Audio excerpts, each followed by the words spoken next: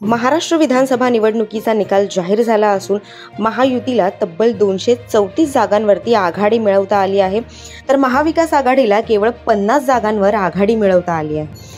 राज्यातील जनतेने स्पष्ट बहुमत दिल्यानंतर आता महायुती सरकारकडून सत्ता स्थापनेच्या हालचाली सुरू झाल्या आहेत। विद्यमान विधानसभेची मुदत 26 नोव्हेंबरपर्यंतच आहे। तत्पूर्वी नवं सरकार स्थापन करणं अपेक्षित आहे। 26 नोव्हेंबरपर्यंत सरकार स्थापन झालं नाही तर राज्यात राष्ट्रपती राजवट लागू केली जाऊ शकते। त्यामुळे महायुती सरकार 26 नोव्हेंबरपर्यंत सरकार स्थापन करण्याचा प्रयत्न करेल।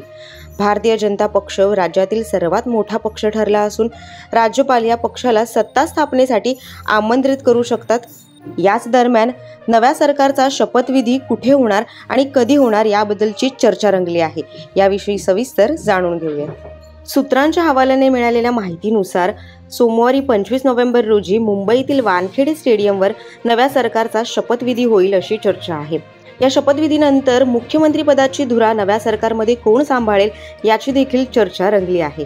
महायुतीमध्ये भाजपने सर्वाधिक जागा जिंकल्यामुळे मुख्यमंत्री म्हणून देवेंद्र फडणवीस यांचं नाव देखील चर्चेत आहे।